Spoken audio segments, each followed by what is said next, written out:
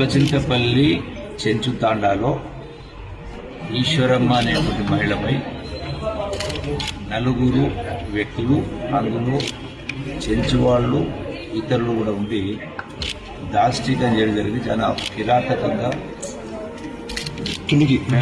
భయంకరమైనటువంటి అంటే ఆటవిక దశలో జరిగినట్టుగా దుర్మార్గంగా ప్రవర్తించుతూ ఆ రోజున నా దృష్టికి లాగానే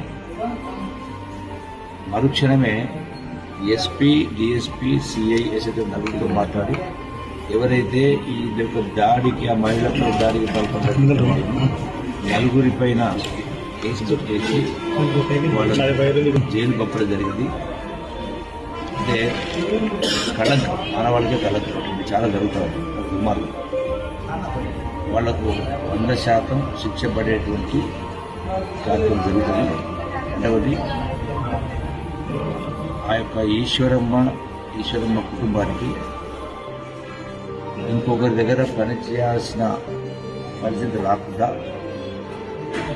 ఆల్రెడీ వాళ్ళకు ఒక 2 ఎకరాల భూమి ఉంది.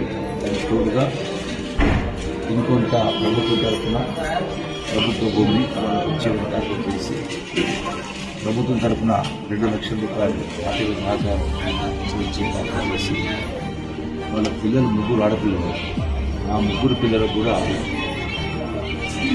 వాళ్లకు చదువు విషయంలో ఈ యొక్క ప్రభుత్వ పరంగా రెసిడెన్షియల్ స్కూల్స్లో వాళ్ళకు చదువు చెప్పించే కార్యక్రమం చేసి వాళ్ళకు ఆర్థిక భారం పడకుండా అన్ని విధాల ప్రభుత్వం వాళ్ళని ఆదుకునే కార్యక్రమం చేస్తూ వాళ్ళ కాళ్ళపైన వాళ్ళు నిలబడే విధంగా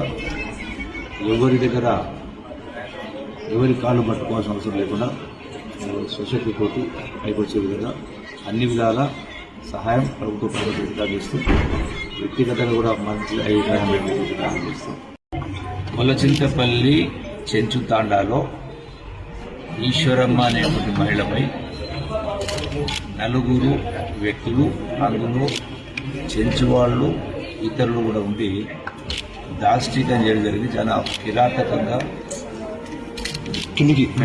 భయంకరమైనటువంటి అంటే ఆటవిక దశలో జరిగినట్టుగా దుర్మార్గంగా ప్రవర్తించుతూ ఆ రోజున నా దృష్టికి లాగానే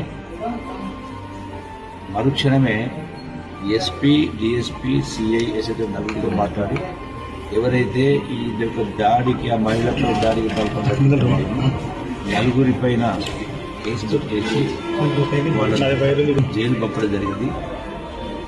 అంటే కళంకం, ఆనవాళ్ళకే కళంకం, ఇది చాలా జరుగుతుంది దుర్మార్గం. వాళ్లకు 100% శిక్ష పడేటువంటి కార్యక్రమం జరుగుతుంది. రెండవది ఆ యొక్క ఈశ్వరమ్మ కుటుంబానికి ఇంకొకరి దగ్గర పనిచేయాల్సిన పరిస్థితి రాకుండా ఆల్రెడీ వాళ్ళకు ఒక 2 ఎకరాల భూమి ఉంది. దానికి తోడుగా ఇంకొంత ప్రభుత్వం తరఫున ప్రభుత్వ భూమిని వాళ్ళకు ఇచ్చే కార్యక్రమం చేసి ప్రభుత్వం తరఫున 2 లక్షల రూపాయలు ఆర్థిక సహకారం ఇచ్చే కార్యక్రమం చేసి వాళ్ళ పిల్లలు 3 ఆడపిల్లలు, ఆ 3 పిల్లలకు కూడా వాళ్లకు చదువు విషయంలో ఈ యొక్క ప్రభుత్వ పరంగా రెసిడెన్షియల్ స్కూల్స్లో వాళ్ళకు చదువు చెప్పించే కార్యక్రమం చేసి వాళ్ళకు ఆర్థిక భారం పడకుండా అన్ని విధాల ప్రభుత్వం వాళ్ళని ఆదుకునే కార్యక్రమం చేస్తూ వాళ్ళ కాళ్ళపైన వాళ్ళు నిలబడే విధంగా